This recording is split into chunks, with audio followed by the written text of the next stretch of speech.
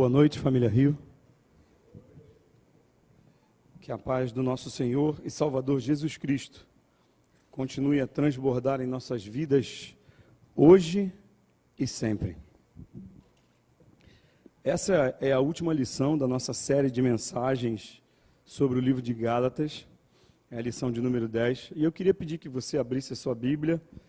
No capítulo 6 de Gálatas, nós leremos do versículo 6 ao versículo 18.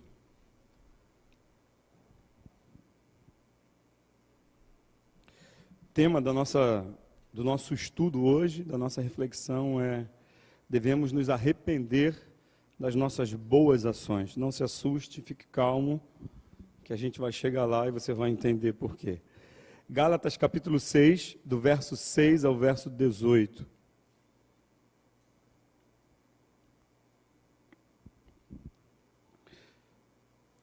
O que está sendo instruído na palavra, partilhe todas as coisas boas com aquele que o instrui. Não se deixe enganar, de Deus não se zomba, pois o que o homem semear, isso também colherá. Quem semeia para a sua carne, da carne colherá destruição. Mas quem semeia para o Espírito, do Espírito colherá a vida eterna. E não nos cansemos de fazer o bem, pois no tempo próprio colheremos se não desanimarmos. Portanto, enquanto temos oportunidade, façamos o bem a todos, especialmente aos da família da fé. Vejam com que letras grandes estou escrevendo de próprio punho. Os que desejam causar boa impressão exteriormente, tentando obrigá-los a se circuncidarem, agem desse modo apenas para não serem perseguidos por causa da cruz de Cristo. Nem mesmo os que são circuncidados cumprem a lei. Querem, no entanto, que vocês sejam circuncidados a fim de se gloriarem no corpo de vocês.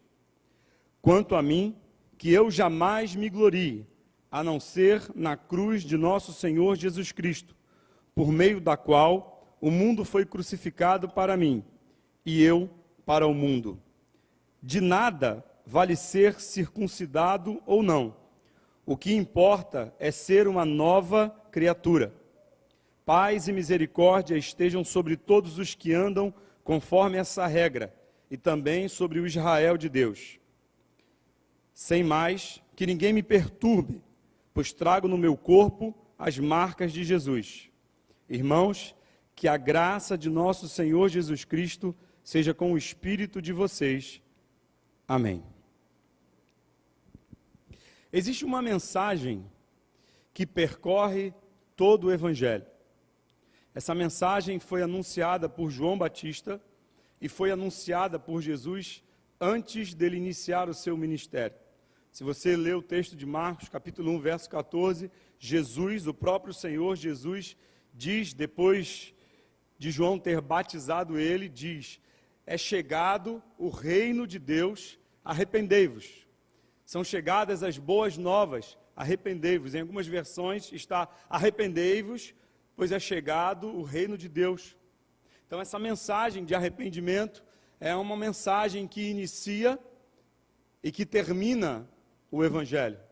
O arrependimento é algo que está presente constantemente na vida do cristão. Crer no Evangelho é arrepender-se.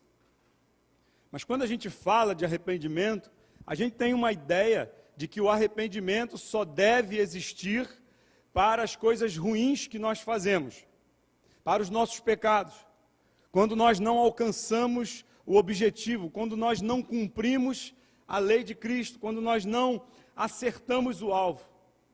Então, nós pregamos e nós falamos e todos nós sabemos que é necessário que cada um se arrependa. Se arrependa das suas más obras, das suas más ações, dos seus maus pensamentos. Quando eu era garoto, a minha mãe dizia e me ensinava a orar, falando: peça perdão por palavras, por pensamentos e por obras. Então nós aprendemos isso. E se você vem de uma igreja tradicional, a gente aprende isso muito bem. Isso é muito fácil até, porque há um sentimento comum naqueles que conhecem a Cristo, de entender o seu pecado, de conhecer o seu pecado, de reconhecer o seu erro. O difícil é quando nós agimos de forma certa e necessitamos nos arrepender das coisas certas que estamos fazendo. Veja que isso é uma crença própria de autojustificação. É uma crença interna que nós criamos porque fazemos as coisas certas pelos motivos errados, achando que isso vai nos justificar. E hoje nós vamos falar sobre isso. Deixa eu perguntar uma coisa para você. De que maneira você acreditou no Evangelho e se converteu? Isso vai fazer toda a diferença. Talvez você tenha acreditado que o Evangelho é um sistema religioso de recompensa e punição, que, na verdade, conduz as tuas ações. Se você faz certo, você é recompensado. Se você faz errado, você é punido. Talvez você tenha acreditado em um evangelho que te oprime quando você erra, mas que te liberta quando você acerta. Talvez você tenha acreditado num evangelho com medo do inferno, com medo de estar num lugar de sofrimento e por isso você precisava fazer algo para salvar a sua própria vida. Isso é fato. Isso acontece por conta da nossa natureza pecaminosa.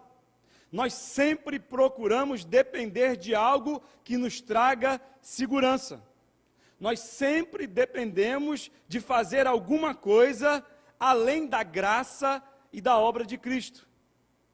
Nós sempre estamos buscando uma forma de nos justificarmos diante de Deus, diante de nós mesmos e diante dos outros. Quem nunca se sentiu bem e se sentiu orgulhoso por ter feito algo correto? Quem nunca se sentiu orgulhoso por não ter pecado? Quem nunca se sentiu poderoso por ter feito alguma coisa boa para alguém? Quem nunca sentiu que a sua conta estava em dia quando você não mentiu? Quando você não roubou? Quando você se compara com algumas pessoas e diz, não, eu não faço isso porque eu sou salvo. Quantos de nós, muitas vezes, não olhamos para o ímpio com um olhar de superioridade? Alguns anos atrás, a minha mãe faleceu aqui em Pernambuco. E acho que todo mundo aqui sabe, eu fui criado na Assembleia de Deus. E quando minha mãe faleceu, eu fiquei muito triste, porque as circunstâncias em que ela faleceu foram muito ruins. Mas eu estava triste pela morte da minha mãe. Então uma pessoa veio me consolar e disse assim para mim, fica tranquilo, irmão, porque a sua mãe, com certeza, tinha um saldo positivo. E realmente, a minha mãe era uma pessoa muito boa. Mas nem ela, nem eu, nenhum de nós tem qualquer saldo positivo. A crença, a nossa crença, nos conduz a nos agarrarmos com aquilo que nós fazemos, na esperança de que isso pode nos trazer a salvação, pode nos trazer a autojustificação. E a pergunta que ecoa é, por que fazer alguma coisa é tão essencial para a gente? Por que fazer alguma coisa para ser salvo, para garantir o nosso espaço, é tão essencial? É essencial porque isso se torna a nossa própria justificação. A gente tem alguma coisa com que barganhar com Deus. A gente tem alguma coisa para mostrar para Deus. E se isso nos justifica, também nos traz segurança. Porque o saldo está positivo. E se nos traz segurança, não precisamos ter medo. Estamos salvos. O que Paulo está querendo dizer aqui é exatamente isso. Se você crê que o Evangelho é assim, se você vive um relacionamento com Deus dessa forma, lamento informar, mas você está equivocado. Isso era o que as pessoas criam na antiga aliança. Sempre precisavam fazer algo para que se sentissem perdoados. E se isso fosse uma realidade, se isso não fosse apenas uma sombra, Jesus não precisaria morrer. Não haveria qualquer necessidade do sacrifício de Jesus. É por isso que Jesus diz que essa é a boa nova. É a boa notícia. Porque Ele pagou o preço. Ele fez. Tornar-se cristão não significa se tornar mais religioso, mais moral, mais ético, mais correto, mais puritano. O Evangelho da Graça não fala sobre isso. Nós não somos cristãos até que nos arrependamos dos nossos pecados. E não apenas dos nossos pecados, mas também dessa prática perniciosa que nos traz uma falsa segurança, uma falsa autojustificação de que fazendo alguma coisa, nós estamos cooperando com a nossa salvação. Precisamos nos arrepender de fazer as coisas certas pelos motivos errados. Existe um conceito na teologia chamado monergismo. Ele é antônimo de um conceito chamado sinergismo. O sinergismo, ele diz que nós podemos fazer alguma coisa, nós podemos cooperar com Deus para a nossa salvação. O monergismo diz que nós não podemos fazer absolutamente nada, porque toda iniciativa, todo perdão, todo sacrifício, toda escolha, todo amor, vem e foi feito por Deus. Então nós não conseguimos ajudar a Deus, nós não conseguimos melhorar o nosso score, como se nós tivéssemos um grid e Deus ficasse pontuando para a gente, olha, seu grid está lá embaixo, seu score está lá embaixo, você precisa melhorar. Porque senão você não alcança a eternidade, senão você não alcança a salvação. Isso cria uma cultura dentro de nós de que sempre precisamos fazer alguma coisa, sempre temos que fazer alguma coisa, porque senão não seremos salvos.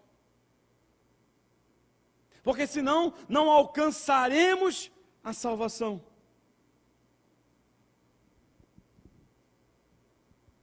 Observe o que Paulo diz no versículo 14.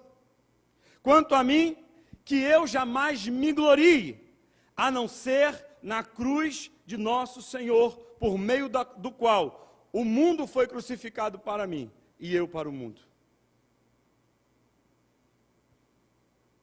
Então, essa questão de fazer alguma coisa, não combina com o Evangelho. Quando o povo de Israel sai do Egito, Deus chama o povo e diz assim para o povo, olha, fui eu quem tirei vocês do Egito. Fui eu quem salvei vocês. Vocês não fizeram nada. Fui eu quem salvei vocês. Fui eu quem resgatei vocês. Fui eu quem tirei vocês do Egito e conduzi vocês para a terra prometida. Que eu mesmo prometi dar a vocês, através dos vossos pais. Então o movimento, ele é feito por Deus. É Deus quem faz tudo. E não há em nós nenhum mérito. Gloriar significa ter confiança, pôr a confiança em algo. E essa é infelizmente uma tendência pecaminosa. Porque quando nós fazemos algo na perspectiva de que aquilo nos torna aceitáveis a Deus, precisamos nos arrepender. Precisamos mudar a nossa forma de agir. Precisamos mudar a nossa forma de não pecar. Não é porque você pecou que a sua oração não será aceita. Não é porque você não cumpriu uma promessa que você fez de ler a Bíblia todos os dias, que você não vai ser aceito. E às vezes a gente cria em nós um sentimento mesquinho, hipócrita, egoísta. E a gente fala, hoje eu li a Bíblia. Glória a Deus, eu li a Bíblia. Eu consegui ler a Bíblia. Como autojustificação. Hoje eu consegui orar. Consegui fazer uma oração. Hoje, quarta-feira, meio da semana, consegui ir para o culto de oração. Deus vai me abençoar. Viu, Deus? Eu deixei de ficar em casa, eu deixei de fazer qualquer outra coisa. Estou aqui, marquei meu ponto, bati o meu cartão, cumpri a minha meta.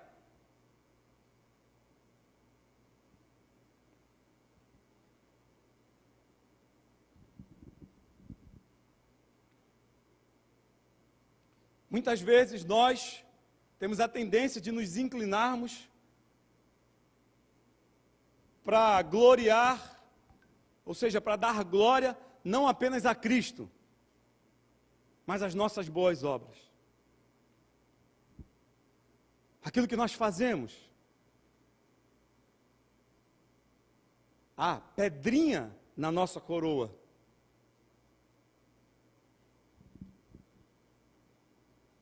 Lutero afirma, eu vou ler aqui um texto de Lutero bem pequeno, e eu quero que você preste bastante atenção.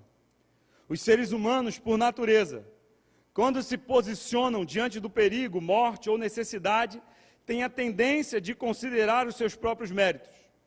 Nós sempre nos defendemos ante qualquer ameaça, lembrando das nossas boas ações e esforços morais. Porém, de forma inevitável, a lembrança dos nossos pecados e erros também chegam à nossa mente e nos nocauteiam. O autêntico mal é que confiamos nas nossas próprias forças para sermos justos e não elevamos os nossos olhos para ver aquilo que Cristo fez por nós. Qual é o grande problema dessa autojustificação? Qual é o grande problema dessa continha, dessa contabilidade espiritual? É que nós tiramos de Cristo tudo o que Ele fez. Nós substituímos o sacrifício de Cristo, a obra vicária, redentora,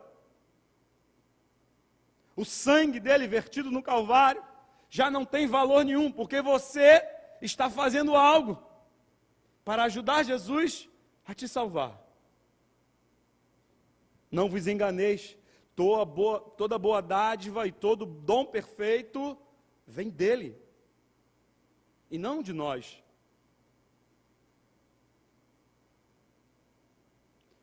Então, o mal é quando nós confiamos que as nossas atitudes, que as nossas ações, que as nossas boas ações, que as nossas boas atitudes nos fazem justos.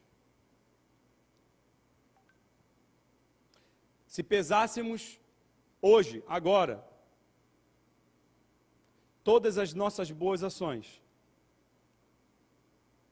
se pesássemos aqui agora tudo o que já fizemos,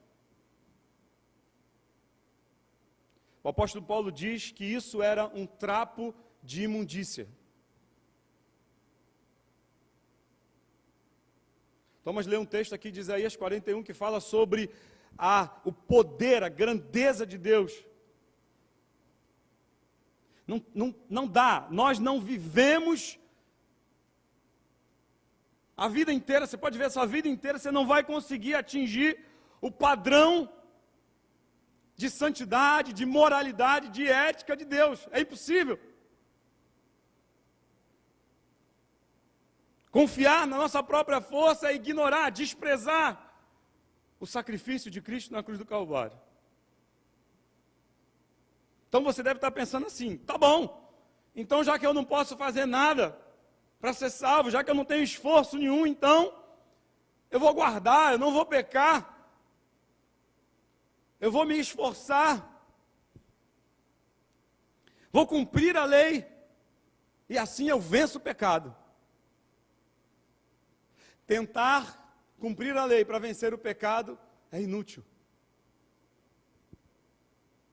Nossas boas intenções muitas vezes nos conduzem à santificação através da lei.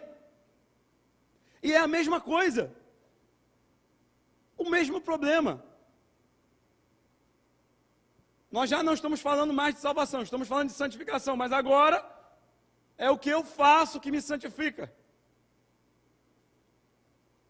Ou seja, naquilo que eu faço, tentando cumprir a lei, tentando cumprir todos os requisitos morais da Bíblia, eu consigo alcançar o status de santo, de santidade. A lei não produz santificação, muito pelo contrário. O propósito da lei é enquadrar o pecado. Quanto mais nos colocamos debaixo da lei, mais o nosso pecado aparece. A força do pecado é a lei, diz o apóstolo Paulo. Onde está a morte, o teu poder? O poder da morte é o pecado. E o que dá força ao pecado é a lei. Se não existisse uma lei que dissesse que adultério é pecado, adultério não seria pecado. Se não existisse uma lei que dissesse que furtar, que roubar é pecado, furtar e roubar não seriam pecado. Mas existe uma lei que me diz o que é pecado. Existe uma lei que foi feita, foi criada para apontar o pecado e apontar o meu pecado. Então, quando eu tento me justificar, me santificar de acordo com a lei, mais o meu pecado aparece. O apóstolo Paulo diz que a lei não tem poder sobre a carne. A carne não está sujeita à lei de Deus. Ela milita contra a lei de Deus. A minha carne, ela luta contra a lei de Deus. O desejo dela não é cumprir a lei. Então você está confundindo a minha cabeça, agora eu não sei mais o que fazer. Veja o que Paulo diz no versículo 8 do capítulo 6. O que semeia para a sua carne, da carne colherá a destruição. Mas o que semeia para o Espírito, do Espírito colherá a vida eterna. Em média, existem 613 leis no Antigo Testamento, em média, fora os preceitos, recomendações, e o judeu criou um negócio chamado cerca, que é para ele não poder pecar, não poder transgredir a lei. Tem um negócio da cerca, que são mais de 2.500. Então, se você tentar cumprir a lei para ser santo, você não vai conseguir, nem eu, porque é impossível. A lei é extremamente rigorosa, porque ela revela o meu pecado, mas ela também revela a santidade de um Deus que é puro, que é perfeito, que é inerrante, Deus não erra. A lei revela o caráter desse Deus, mas revela também o caráter do meu pecado. Então, quando a gente tenta ser santo através da lei, ou seja, cumprindo a lei, a gente se quebra todo. Porque guardar a lei não nos confere vitória sobre o pecado. Pois sempre haverá uma lei sendo desobedecida. Sempre haverá uma lei sendo quebrada. Sempre haverá uma lei que vai apontar para mim que eu sou pecador. Quando eu tento me justificar pela lei, é por isso que o apóstolo Paulo fala, então as pessoas querem circuncidar apenas pela aparência. Ou seja, quando eu tento cumprir a lei como forma de me santificar, de estar mais perto de Deus, mas eu tropeço. Então, se não é a lei, e nem o cumprimento da lei que me salva, que me justifica, que me santifica, o que então é que faz isso? Ele mesmo responde, o apóstolo Paulo. O Espírito Santo, a vida no Espírito. Se andar no Espírito, jamais satisfaremos o desejo da carne. É o que ele diz aqui.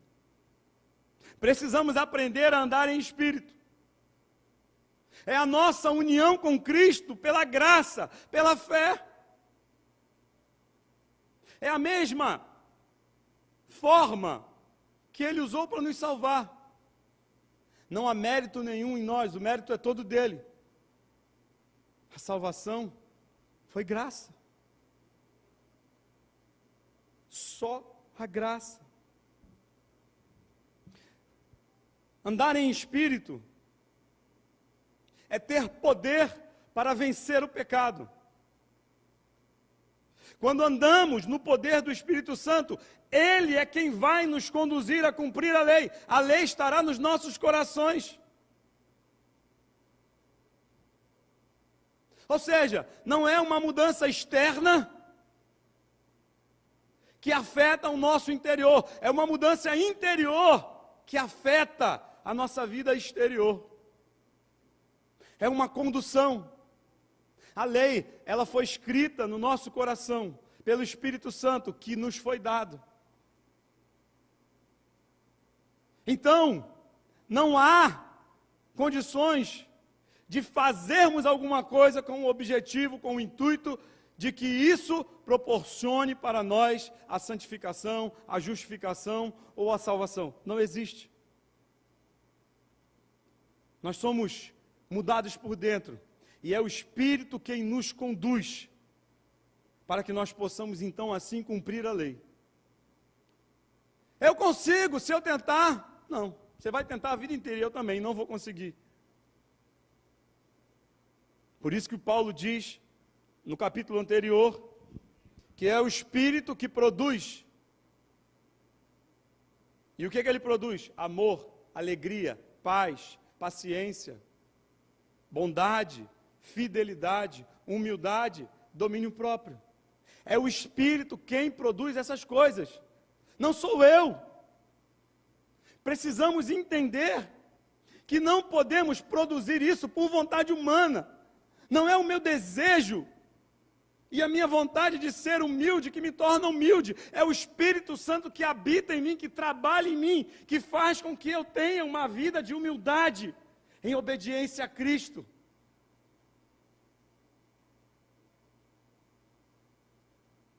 Não sou justificado pelo que eu faço. Não posso ser justificado pelas minhas boas obras. Não há condições humanas nenhuma. Nós nos santificamos da mesma forma que somos salvos, pela fé em Cristo Jesus.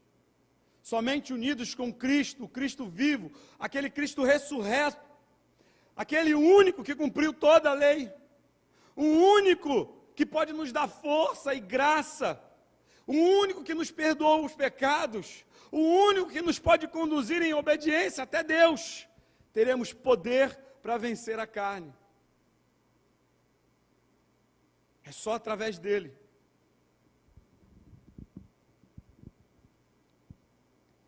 Veja que o apóstolo Paulo, lá em Coríntios, ele diz: mas agradecemos a Deus, que nos dá a vitória por meio de nosso Senhor Jesus Cristo. Vitória de quê? Se você ler o versículo anterior, você vai ver que Paulo está falando de pecado.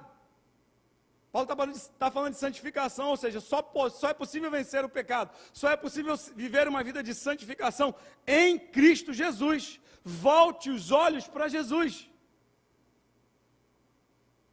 Semana passada, o pastor Thomas falou sobre o orgulho e a humildade. O verdadeiro crente, aquele que tem o Espírito Santo, que vive em Espírito, ele entende quem ele é, ele sabe que ele não é superior a ninguém, porque ele também está sujeito aos mesmos erros, aos mesmos fracassos, aos mesmos tropeços. Como posso, então, eu produzir alguma coisa boa? Como eu posso, então, produzir algo que me salve, que me transforme, que me modifique, que me santifique? Não há condições humanas algumas. Só o Espírito. Não podemos fazer absolutamente nada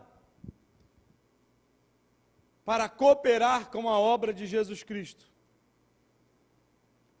Esse foi o grande tema da reforma protestante. Porque as pessoas estavam sempre mudando, acrescentando alguma coisa para que pudessem ser salvas. As indulgências, as crenças, as ofertas generosas. Então o foco deixou de ser a cruz de Cristo. Então nós precisamos olhar para a cruz de Cristo, nós precisamos ver que o sacrifício de Jesus é o que nos santifica, é o que nos torna aceitáveis diante de Deus, e não aquilo que a gente faz. Nós precisamos olhar para a cruz todos os dias e dizer: esse sacrifício foi que me salvou. Não posso fazer nada. Se tirarmos os olhos da cruz, se tirarmos os olhos de Cristo, estaremos pecando.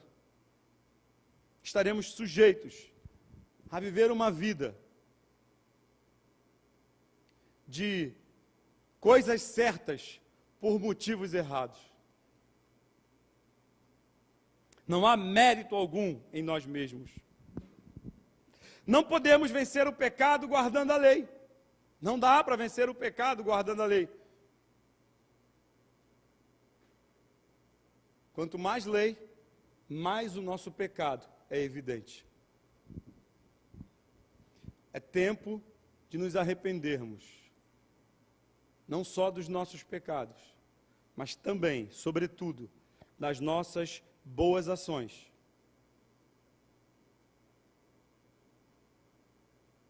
Que revelam as nossas más intenções. Que revelam aquilo que nós queremos, ter segurança. Por isso o Evangelho é boa nova. Não há o que fazer. Tudo já foi feito. Por isso o Evangelho está na contramão da religião. Aliás, esse conceito de graça não existe em nenhuma religião do mundo.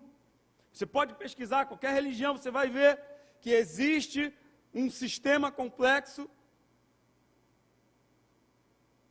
baseado na meritocracia. Aquilo que você faz é o que te aperfeiçoa. Só o Evangelho traz a salvação pela graça de Cristo. E você e eu não podemos fazer nada. É tempo de nos arrependermos das nossas boas ações. A graça gera compromisso com a luz e com a verdade. A graça é o que nos salva. A graça é que olha para nós e diz: não precisa fazer nada. Tudo já foi feito. Não somos merecedores. É favor imerecido. Ninguém merece a graça de Deus. Mas porque Ele nos amou? Porque Ele nos escolheu? Sinceramente, eu não sei te dizer. Algumas vezes eu olho para mim e fico tentando encontrar algo que seja agradável a Deus. Fico tentando encontrar uma razão, um motivo. Fico fazendo o que Paulo disse aos Coríntios: examine-se, pois, assim o homem. Eu fico me autoexaminando.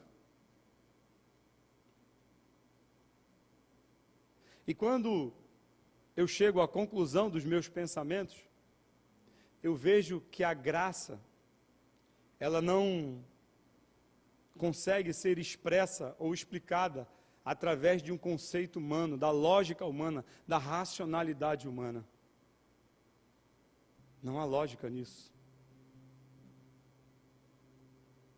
Não há razão humana nisso. E graças a Deus por isso. Graças a Deus que foi pela graça. Em Efésios capítulo 2, verso 8, Paulo diz com tanta clareza: pois vocês são salvos pela graça, por meio da fé. E isso não vem de vocês, é dom de Deus. Não vem das obras para que ninguém se glorie, porque somos criação de Deus, realizadas em Cristo Jesus, para fazermos as boas obras, as quais Deus preparou para nós, antes que nós as praticássemos. Você entende que não são as obras? Nós não somos salvos pelas obras, nós somos salvos para as boas obras. E aí, quando você entende isso, você pode tirar um peso das suas costas. Você pode criar um relacionamento verdadeiro com Deus, reconhecendo que você é pecador, que você não merece, que eu não mereço, que eu sou pecador, mas que Ele me salvou. Você pode ficar tranquilo, porque se você pecou hoje e de repente não deu tempo de você pedir perdão, aconteceu alguma coisa, você não precisa ficar frustrado porque você vai para o inferno, porque houve um lapso de tempo entre o seu pecado e a sua morte, e não deu tempo de pedir perdão, não deu tempo de se arrepender. Aliás, eu fico pensando naquele ladrão da cruz. Eu fico pensando naquele ladrão da cruz que ele nem sequer ouviu uma pregação de Jesus. A graça superabundou. Diz a Bíblia que onde abundou o pecado, superabundou a graça. A graça superabundou e aquele ladrão condenado, naquele mesmo dia, não foi uma semana depois, não foi um dia depois, foi naquele mesmo dia, recebeu a salvação. Me diga então, quais foram as obras que aquele ladrão fez? Nenhuma. Ele merecia? Não, nem eu. Nem eu mereço. Mas ele foi alcançado pela graça. Certa vez eu estava conversando com um pastor amigo meu, e eu estava muito triste porque eu havia tomado algumas decisões, e eu acabei errando. E eu detesto errar. Eu sou uma pessoa que detesta ser chamada atenção. Eu quer acabar comigo, me chama atenção, acaba com o meu dia, acaba com tudo. E a decisão que eu tinha tomado foi uma decisão errada, muito equivocada. E eu estava profundamente decepcionado comigo mesmo. Eu estava me punindo. Eu estava tentando me auto-justificar para que de alguma forma eu pudesse encontrar perdão. E eu já estava numa situação deplorável. Eu não conseguia dormir, eu não conseguia comer. Eu emagreci muito. Aliás, eu emagreci, eu fiquei mais magro, eu não sei. Eu visto a calça 42, eu estava usando uma calça 38 e ela ficava folgada em mim. Eu estava tentando fazer alguma coisa para dizer para Deus, Deus, eu fiz, Deus, me ajuda, eu mereço. Mas não estava conseguindo, porque era impossível fazer isso. Então esse pastor amigo meu me abraçou, olhou nos meus olhos e disse assim: não subestime a graça de Deus. Quero caminhar para a conclusão dessa mensagem. Quero pedir que você fique de pé. O que você tem feito? Como você recebeu o Evangelho? Como você creu no Evangelho? Como você tem vivido essa relação com Deus? É uma relação de ganhar e perder? É uma relação de méritos próprios? Você fica contabilizando os seus erros e os seus acertos para colocar numa balança e de repente dizer para Deus, Deus, olha aqui, eu errei, mas eu também acertei, então tem um créditozinho aqui, Pai. Me aceita aí, porque se o Senhor considerar e fizer a receita pela despesa, o Senhor vai ver que ficou um lucro, ficou um saldo positivo. E você está usando isso como uma forma de se justificar diante de Deus. É hora de se arrepender. É hora de mudar a forma como você olha para a sua salvação. Talvez você esteja buscando uma vida de santidade, mas você esteja se apoiando naquilo que você faz, para ser mais santo, para ser mais separado. E talvez você confie muito no que você está fazendo seja realmente eficiente. Mas isso está te afastando cada vez mais de Deus.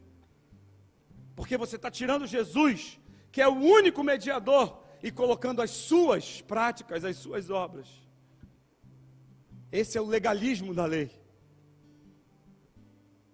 Eu convido você nessa noite a se arrepender. A se arrepender verdadeiramente. A se arrepender das coisas certas que você tem feito, pelos motivos errados. Das coisas certas que você tem feito, achando que isso é o que está agradando a Deus. Então está tudo bem com o papai. Não tenha medo de ser quem você realmente é. Sabe por quê? Porque Ele já te amou. Ele não vai te amar. Ele nos amou sendo nós ainda pecadores. Ele já havia nos amado antes. Feche seus olhos, curve a sua cabeça. Vamos orar. Vamos orar juntos. Ó Deus. Pai querido, às vezes é tão difícil, Pai, tão difícil confiar na graça que há em Teu Filho Jesus. Às vezes é tão difícil, Senhor, crer que não há mérito algum em nós mesmos, não há, Pai querido, vantagem alguma naquilo que nós fazemos, não há, Senhor, sequer uma forma muito pequena que seja de contribuirmos, ó Pai, com a nossa salvação.